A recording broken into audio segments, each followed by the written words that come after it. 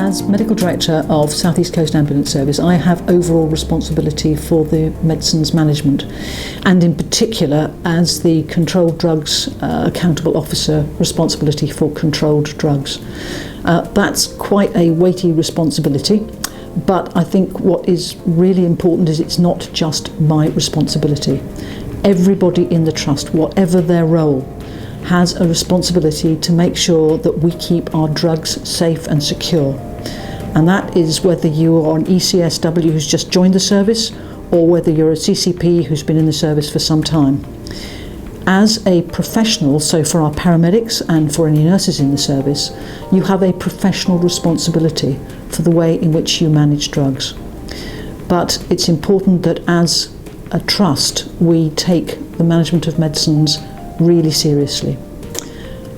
The Care Quality Commission, who inspected us, as you know, in May of this year, and that followed on from a very unsatisfactory inspection in June of last year, have highlighted the issues around medicines management. And the potential consequences of that are really, really significant. So they could withdraw our licence to use medication. And if you imagine what that would be like on a day-to-day basis, if we weren't able to treat patients with pain relief, with oxygen, with paracetamol, it would just make our jobs completely impossible, and the care that we would give patients would just be so completely compromised. It doesn't bear thinking about. So this is something which is absolutely within our gift, and it's something we really have to fix. We've strengthened the medicines management team in the Trust by appointing a chief pharmacist, Carol Ann Davis-Jones, who many of our staff will have met. And she's now got a small team around her who are working really hard. There are things like policies and procedures which historically we haven't had in place, or that we may have had in place but need to be updated.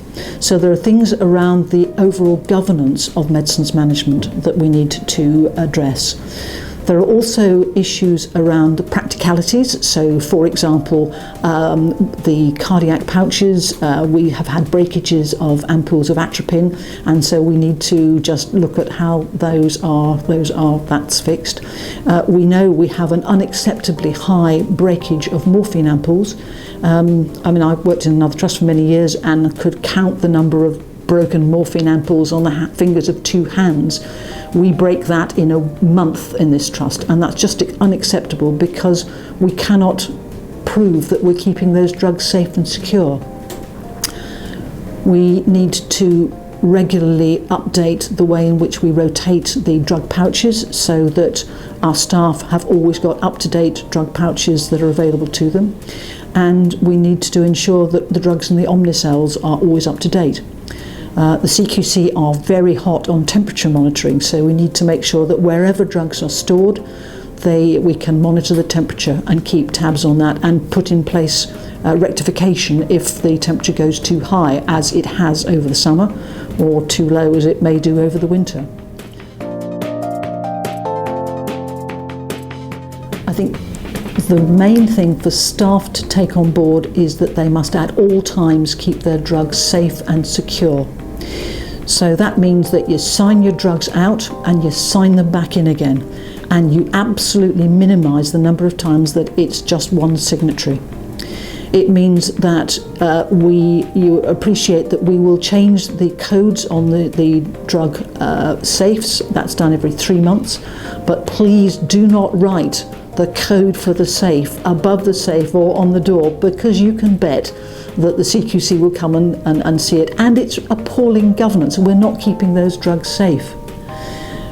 We need to ensure that medical gases are stored appropriately. We need to make sure that our drug bags are stored securely and that the ambulances are kept locked wherever that is practical. So it's about thinking around the safety and security of the drugs that you're carrying. It's also about proper documentation of drugs, so recording what you prescribe to patients and what you dispose of.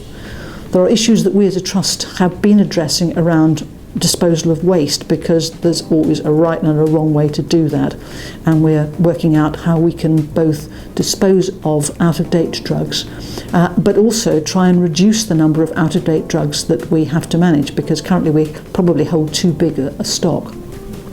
So lots of things both for the trust to do and for individual members of staff to be aware of. Emphasising the importance of our responsibility for drugs is the first stage in this, but we know that, for example, if controlled drugs need to be moved from one area to another, there's a right way and a wrong way of doing that. If you're not sure, then you need to ask. If you're not sure about how to dispose of out-of-date drugs, then ask. If you can see that you're going to be running out of pouches, are the Omnicells being used in absolutely the correct way so that we are aware that you're running low? So stock rotation, ensuring that out-of-date drugs are taken out of the live system, making absolutely sure that any drugs used for training are kept out of the live system, so that again we keep our patients safe and secure, and through keeping our medicines safe and secure, we're in a much better position to do that.